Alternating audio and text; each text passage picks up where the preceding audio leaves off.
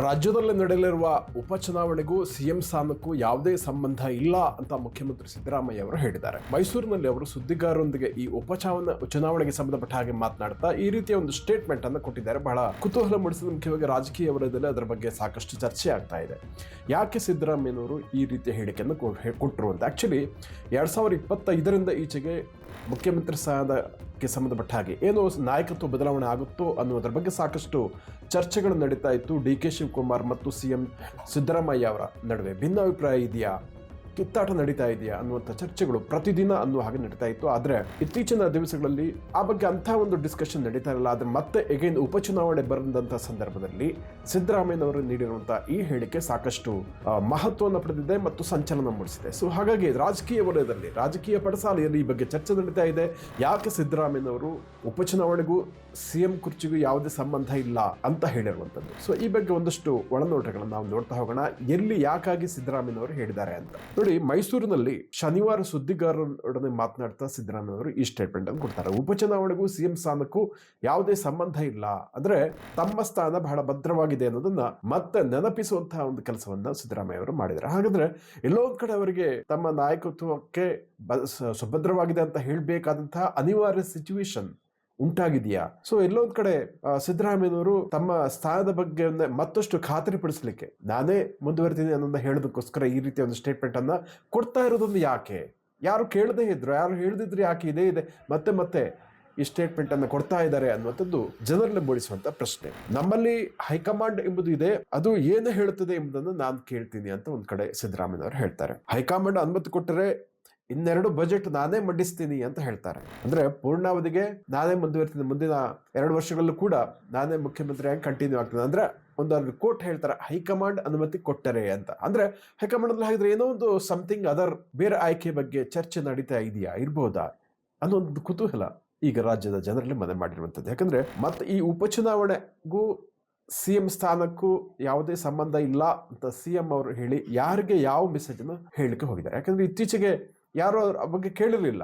ಇವತ್ತು ಡಿ.ಕೆ. ಶಿವಕುಮಾರ್ ತುಂಬಾ ಸೈಲೆಂಟ್ ಆಗಿದ್ದಾರೆ. ಸೊ ಅಂತ ಸಂದರ್ಭದಲ್ಲಿ ಚುನಾವಣೆ ಹತ್ರ ಬರ್ತಾ ಇದ್ದಂಗೆ, ಚುನಾವಣೆ ಸಂದರ್ಭ ಸಿಎಂ ಅವರು ಈ ಹೇಳಿಕೆ ಮೂಲಕ ಯಾರಿಗೆ ಮೆಸೇಜ್ ನೀಡಲಿಕ್ಕೆ ಹೋಗ್ತಾ ಇದ್ದಾರೆ ಅನ್ನುವಂಥದ್ದು ಬಹಳ ಚರ್ಚೆಗೀಡಾಗ್ತಾ ಇದೆ. ಯಾಕಂದ್ರೆ ಪುನರುಚ್ಚರಿಸಿದ್ದಾರೆ, ದಾವಣಗೆರೆಯಲ್ಲಿ ಯಾವುದೇ ಗೊಂದಲ ಇಲ್ಲ ಅಂತ ಹೇಳ್ತಾರೆ.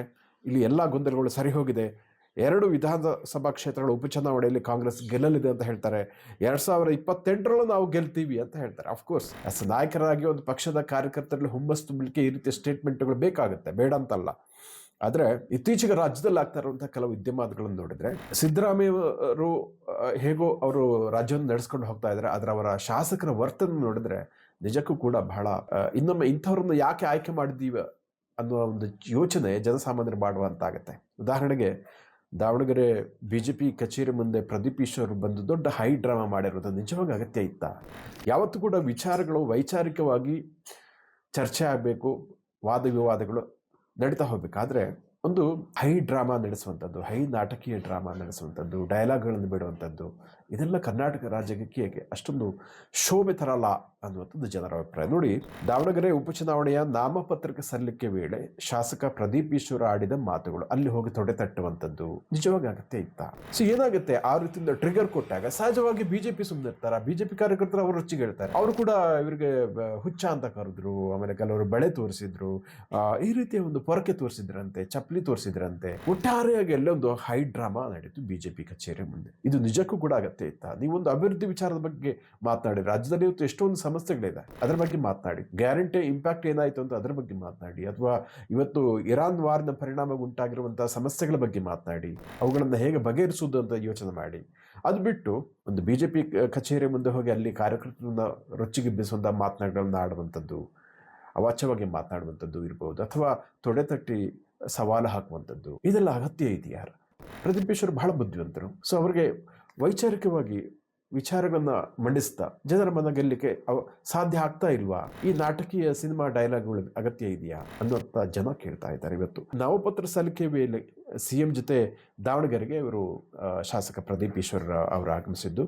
ಅವರು ಹೇಳ್ತಾರೆ, ಮುಸ್ಲಿಮರ ದೇಶಭಕ್ತಿ ಪ್ರಶ್ನಿಸುವ ಅವರ ಹೆಣ್ಣು ಮಕ್ಕಳ ಬಗ್ಗೆ ಕೆಟ್ಟದಾಗಿ ಮಾತನಾಡುವ ಬಿಜೆಪಿ ಅಯೋಗ್ಯನಿಗೆ ಮತ ನೀಡಬೇಡಿ, ಈಗ ಏನೋ ಹೇಳ್ತಾರೆ. ಸೊ ಈ ರೀತಿ ಒಂದು ವ್ಯಕ್ತಿಗತ ಟೀಕೆಗಿಂತ ವಿಚಾರದ ಬಗ್ಗೆ ಮಾತನಾಡಿದ್ರೆ ಚೆನ್ನಾಗಿರುತ್ತೆ ಅಂತ ಅನ್ಕೋಬಹುದು. ಈ ಹಿನ್ನೆಲೆಯಲ್ಲಿ ಏನಾಯ್ತು, ಈ ರೀತಿ ಅವ್ರನ್ನ ಟ್ರಿಗರ್ ಕೊಟ್ಟಾಗ ಸಹಜವಾಗಿ ಬಿಜೆಪಿ ಮುಖಂಡರು ಪ್ರದೀಪ್ ವಿರುದ್ಧ ಹರಿಹಾಯ್ತಾರೆ. ಪ್ರತಿಯಾಗಿ ಇವರು ಬಂದ ತೊಡೆ ತಟ್ಟುವಂಥದ್ದು, ಈ ರೀತಿಯ ಒಂದು ಚಟುವಟಿಕೆಗಳು, ಚಪ್ಪಲಿ ಪ್ರದರ್ಶನ, ಇದೆಲ್ಲ ಕೂಡ ಒಂದು ಒಳ್ಳೆಯ ರಾಜಕಾರಣದ ಬೆಳವಣಿಗೆ ಅಲ್ಲ ಅಂತಾನೆ ಹೇಳ್ಬೋದು. ಮತ್ತೊಂದು ಕಡೆ ಈ IPL ಟಿಕೆಟ್ಗೆ ಸಂಬಂಧಪಟ್ಟ ಹಾಗೆ ಇದು ಕೂಡ ತುಂಬಾ ಒಂದು ನಾಚಿಕೆಗೇಡಿನ ಸಂಗತಿಯಾಗಿದೆ.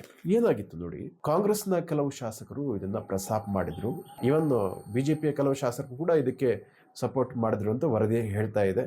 ಸೊ ಆರಂಭದಲ್ಲಿ ಅವ್ರ ಜೊತೆ ಸೇರ್ಕೊಂಡ್ರು ಅಂತ ಕೂಡ. ಸೊ ಒಟ್ಟಿನಲ್ಲಿ ಚಿನ್ನಸ್ವಾಮಿ ಸ್ಟೇಡಿಯಂನಲ್ಲಿ ಒಂದು ಕ್ರಿಕೆಟ್ ಮ್ಯಾಚ್ ನಡೆಯುವಂತ ಸಂದರ್ಭದಲ್ಲಿ ನಾವೇ VIP-ಗಳು ಒಂಥರ VIP ಕಲ್ಚರನ್ನ ರಾಜಕೀಯದಲ್ಲಿ ಅಳವಡಿಸಬಹುದು, ನಾವೇನೋ ಬಹಳ ದೊಡ್ಡ ದೇವದೂತರು ಅನ್ನೋ ತರ ಎಲ್ಲ ಶಾಸಕರಿಗೂ ಜಾಸ್ತಿ ಟಿಕೆಟ್ಗಳನ್ನು ಕೊಡಿ ಅಂತ ಕಿತ್ತಾಟ ಮಾಡಿರುವಂತದ್ದು ವಿಧಾನಸಭೆಯಲ್ಲಿ ಚರ್ಚೆ ಮಾಡಬೇಕಾದ ವಿಚಾರವನ್ನಾಗಿದೆ. ಫಸ್ಟ್ ಆಫ್ ಆಲ್, ರಾಜ್ಯದಲ್ಲಿ ಇಷ್ಟೊಂದು ಸಮಸ್ಯೆಗಳು ಆಗ್ತಾ ಇರುವಂತಹ ಸಂದರ್ಭದಲ್ಲಿ IPL ಟಿಕೆಟ್ಗೋಸ್ಕರ ಇವರು ಪಕ್ಷ ಭೇದ ಮರೆತು ಈ ತರ ಸರ್ಕಾರವನ್ನು ಒತ್ತಾಯ ಮಾಡ್ತಾರೆ ಅಂದ್ರೆ ಇದಕ್ಕಿಂತ ದೊಡ್ಡ ನಾಚಿಕೆಗೇಡಿನ ಸಂಗತಿ ಇದೆ. ಟಿಕೆಟ್ ಕೊಟ್ಟು ಹೋಗ್ಬೋದಲ್ಲ, ಅಷ್ಟೊಂದು ಇದಿದ್ರೆ ಅವರಿಗೆ ಟಿಕೆಟ್ ಅನ್ನು ಬಲವಂತವಾಗಿ ಪಡೆಯುವಂಥದ್ದು ಹೋಗುವಂಥದ್ದು ನಿಜ ಕೂಡ ಬಹಳ ಶೇಮ್ಫುಲ್. ಕರ್ನಾಟಕದಲ್ಲಿ ಈ ರೀತಿಯ ಒಂದು ಅಪ್ರಬುದ್ಧ ರಾಜಕಾರಣಿಗಳ ಸಂಖ್ಯೆ ಇಷ್ಟೊಂದು ದೊಡ್ಡ ಮಟ್ಟದಲ್ಲಿ ಇದೆ ಅಂತ ಜನ ನೋಡಿ ಬಹಳ ದಂಗಾಗ್ಬಿಟ್ಟಿದ್ದಾರೆ ನಿಜ. ಸೊ ಮತ್ತೊಂದು ಕಡೆ ಸಿಎಂ ಪಟ್ಟ ಅಲಂಕರಿಸಲಿಕ್ಕೆ ದಕ್ಷಿಣ ಕನ್ನಡ ಜಿಲ್ಲಾ ಪ್ರವಾಸ ಕೈಗೊಂಡಿರುವಂತಹ ಸಂದರ್ಭದಲ್ಲಿ ಸಚಿವ ಸತೀಶ್ ಜಾರಕಿಹೊಳಿ ಅವರು ದಕ್ಷಿಣ ಕನ್ನಡಕ್ಕೆ ಹೋಗಿದ್ರು. ಅಲ್ಲೊಂದು ಪುತ್ತೂರಿನಲ್ಲಿ ದೈವಗಳ ನೇಮೋತ್ಸವದಲ್ಲಿ ಅವರು ಭಾಗವಹಿಸಿದ್ರಂತೆ. ಸೊ ಅಲ್ಲಿ ಈ ರೀತಿ ಭಾಗವಹಿಸುವ ಮೂಲಕ ಒಂದು ಅಚ್ಚರಿ ವ್ಯಕ್ತಪಡಿಸಿದ್ರು ಅಂತ ವರದಿಗಳು ಬಂದಿರುವಂಥದ್ದು. ಪುತ್ತೂರಿಗೆ ಆಗುವ ಸಚಿವರು ಅಲ್ಲಿನ ನೈತಡಿ ಎಂಬಲ್ಲಿ ಮಾಜಿ ಸಚಿವ ವಿನಯ್ ಸೊರಕೆ ಅವರ ಕುಟುಂಬದ ಬಂಗಾರ ತರವಾಡು ಮನೆಯಲ್ಲಿ ನಡೆದ ದೈವಗಳ ನೇಮೋತ್ಸವಕ್ಕೆ ಬಂದಿದ್ರಂತೆ. ಇಟ್ಸ್ ಓಕೆ, ಅದು ಬರುವಂಥದ್ದೇನು ದೊಡ್ಡ ಇದೇನಲ್ಲ, ವಿಶೇಷ ಅನ್ನಲ್ಲ. ಸೊ ಆದರೆ ಈ ಸಂದರ್ಭದಲ್ಲಿ ಅವರಿಗೆ ಸಿಎಂ ಪಟ್ಟ ಅಲಂಕರಿಸಲಿಕ್ಕೆ ಅಭಯ ಸಿಕ್ತು ಅಂತಂದು ಹೇಳಲಾಗ್ತದೆ. ಅಫ್ಕೋರ್ಸ್ ಅದು ಖಾಸಗಿ ಕಾರ್ಪಣೆ ಏನೇ ಇರಲಿ, ಆದರೆ ಇದು ಒಂದು ಅಂತೂ ಸ್ಪಷ್ಟ, ಕಾಂಗ್ರೆಸ್ನಲ್ಲಿ ಸಿಎಂ ಸಿದ್ದರಾಮಯ್ಯ ಅವರಿಗೆ ಪೈಪೋಟಿ ನೀಡಲಿಕ್ಕೆ ಸಾಕಷ್ಟು ದೊಡ್ಡ ಪ್ರಮಾಣದಲ್ಲಿ ಬೇರೆ ಬೇರೆ ನಾಯಕರು ಪ್ರಯತ್ನಿಸ್ತಾ ಇದ್ದಾರೆ ಅನ್ನುವಂಥದ್ದು. ಸೊ DK ಶಿವಕುಮಾರ್ ಅವ್ರದ್ದು ಬಹಳ ಓಪನ್ ಸೀಕ್ರೆಟ್ ಅಂತ ಎಲ್ಲರಿಗೂ ಗೊತ್ತಿರುವಂಥದ್ದೇ, ಪ್ರಬಲ ಪೈಪೋಟಿಯನ್ನು ನೀಡ್ತಾ ಇದ್ದಾರೆ ಅವರಿಬ್ಬರ ಮಧ್ಯೆ ಏನಾದರೂ ಒಪ್ಪಂದ ಹೈಕಮಾಂಡ್ ಮತ್ತು DK ಸಿದ್ದರಾಮಯ್ಯ ಇವ್ರ ಮಧ್ಯೆ ಏನಾದರೂ ಒಪ್ಪಂದ ಆಗಿದೆ ಅಂತ ಕೂಡ ಚರ್ಚೆ ನಡೀತಾ ಇದೆ. ಸೊ ಅಂಥ ಸಂದರ್ಭದಲ್ಲಿ ಸತೀಶ್ ಜಾರಕಿಹೊಳಿ ಕೂಡ ಸಿಎಂ ಕುರ್ಚಿ ಮೇಲೆ ಕಂಡಿಟ್ಟಿದ್ದಾರಾ, ಇನ್ನು ಯಾರೆಲ್ಲ ಈ ರೀತಿ ಸಿಎಂ ಕುರ್ಚಿ ಗಾದಿಯ ಮೇಲೆ ಕಂಡಿಟ್ಟಿದ್ದಾರೆ ಅನ್ನೋದು. ಅಫ್ಕೋರ್ಸ್ ರಾಜಕಾರಣದ ಮೇಲೆ ಎಲ್ಲರೂ ಕೂಡ ಅಧಿಕಾರದ ಒಂದು ಆಸೆ ಇರುತ್ತೆ, ಆದರೆ ಅದು ಯಾವತ್ತೂ ಕೂಡ ರಾಜ್ಯದ ಹಿತವನ್ನ, ಜನರ ಹಿತವನ್ನ, ಅವರಿಗೆ ಓಟು ಕೊಟ್ಟು ಗೆಲ್ಲಿಸಿದ ಮತದಾರರ ಹಿತವನ್ನು ಮರೆಯುವ ಮಟ್ಟಿಗೆ ಇರಬಾರ್ದು. ಅದೆಲ್ಲ ಕೂಡ ಒಂದು ನಾಲ್ಕು ಗೋಡೆಯ ಮಧ್ಯೆ ಪಕ್ಷದ ಆಂತರಿಕ ವಲಯಗಳಲ್ಲಿ ಇರಬೇಕೆ ಹೊರತು ಬಹಿರಂಗವಾಗಿ ಅದನ್ನ ಈ ರೀತಿಯ ಒಂದು ಆ ಕುರಿತಾದಂತಹ ಒಂದು ಸಾಕಷ್ಟು ಚರ್ಚೆ ಮಾಡುವಂಥದ್ದು, ಆರೋಪ ಪ್ರತ್ಯಾರೋಪ, ಹೇಳಿಕೆಗೆ ಮತ್ತೊಂದು ಹೇಳಿಕೆ, ಅವರ ಬಂಟ್ರ ಮೂಲಕ ಸ್ಟೇಟ್ಮೆಂಟ್ ಕೊಡುವಂಥದ್ದು. ಸೊ ನಾವು ಹಿಂದೆ ಸಾಕಷ್ಟು ನೋಡಿದ್ದೀವಿ. DK ಬಣವಂತೆ, ಸಿದ್ದರಾಮಯ್ಯ ಅವರ ಬಣವಂತೆ, ಶಾಸಕರು ನೀಡುವಂಥ ಹೇಳಿಕೆಗಳು, ಅವರ ಆಪ್ತರ ನಡೆಗಳು ಇತ್ಯಾದಿ. ಇದು ಏನಾಗುತ್ತೆ ಅಂದರೆ, ಇಷ್ಟೆಲ್ಲ ಬಹುಮತದಿಂದ ಕಾಂಗ್ರೆಸ್ ಆಡಳಿತಕ್ಕೆ ಬಂದಿದ್ರು ಕೂಡ ಈ ರೀತಿ ಅಧಿಕಾರಕ್ಕೆ ಹೋಗಿ ಇಷ್ಟೊಂದು ಕಿತ್ತಾಡ್ತಾ ಇದ್ದಾರಾ ಇವರು ಅನ್ನುವಂಥ ಒಂದು ಭಾವನೆ ಜನರಲ್ಲಿ ಮೂಡಿಸುತ್ತೆ. ಸೊ ಹಾಗಾಗಿ ಯಾವುದೇ ಪಕ್ಷ ಇರಲಿ, ಅಧಿಕಾರಕ್ಕೆ ಬಂದ ನಂತರ ಅವುಗಳ ಗುರಿ ಜನಸೇವೆ ಇರಬೇಕು. ಇಲ್ಲದೆ ಹೋದ್ರೆ ಮತದಾರರು ಮುಂದಿನ ಎಲೆಕ್ಷನ್ ನಲ್ಲಿ ತಕ್ಕ ಪಾಠವನ್ನ ಕಲಿಸ್ತಾರೆ. ಸೊ ನಮ್ಮ ಡೆಮೋಕ್ರಸಿ ಸಿಸ್ಟಮ್ ಅಲ್ಲಿ ನಾವು ಸಾಕಷ್ಟು ಬಾರಿ ಇದನ್ನು ನೋಡಿದ್ದೀವಿ. ಹಾಗಾಗಿ ಆಂಟಿ ಇನ್ಕಂಬೆನ್ಸಿಯನ್ನ ಕಂಟ್ರೋಲ್ ಮಾಡುವಂಥದ್ದು, ನಿಯಂತ್ರಣಕ್ಕೆ ತರುವಂಥದ್ದು ಅಷ್ಟು ಸುಲಭ ಅಲ್ಲ. ಈ ಒಂದು ಎಚ್ಚರಿಕೆಯನ್ನ ಕಾಂಗ್ರೆಸ್ ಇವತ್ತು ಮುಖ್ಯವಾಗಿ ಕರ್ನಾಟಕ ಕಾಂಗ್ರೆಸ್ ತಿಳ್ಕೊಳ್ಳೇಬೇಕಾಗುತ್ತೆ. ಯಾಕಂದ್ರೆ ಇಡೀ ದೇಶದಲ್ಲಿ ಕರ್ನಾಟಕದಲ್ಲಿ ಮಾತ್ರ ಕಾಂಗ್ರೆಸ್ಗೊಂದು ಬಲವಾದ ಅಸ್ತಿತ್ವ ಇರುವಂಥದ್ದು. ಸೊ ಹಾಗಾಗಿ ಉಳಿದೆಲ್ಲ ಕಡೆ ಕಾಂಗ್ರೆಸ್ ಅವನತಿಗೆ ಹೊಂದಿರುವಂತಹ ಸಂದರ್ಭದಲ್ಲಿ ಸೊ ಕರ್ನಾಟಕದಲ್ಲಿ ಮತ್ತೆ ಅಧಿಕಾರಕ್ಕೆ ಬರುವಂಥದ್ದು ಕೂಡ ಕಾಂಗ್ರೆಸ್ಸಿಗೆ ದೊಡ್ಡ ಒಂದು ಪ್ರತಿಷ್ಠೆಯ ಪ್ರಶ್ನೆ ಕೂಡ ಆಗಿರೋದ್ರಿಂದ, ಸೊ ಇನ್ನು ಹೆಚ್ಚು ಸಮಯ ಇಲ್ಲ, ಇನ್ನೊಂದು 2 ವರ್ಷಗಳಲ್ಲಿ ಮತ್ತೆ ಚುನಾವಣೆ ಕೂಡ ಸಮೀಪಿಸ್ತಾ ಇರೋದ್ರಿಂದ ಆಂತರಿಕ ಕಲಹದಿಂದ ಬಳಲದಂತೆ ನೋಡಿಕೊಳ್ಳುವುದು ಪಕ್ಷದ ನಾಯಕರ ಜವಾಬ್ದಾರಿ ಕೂಡ ಆಗಿದೆ.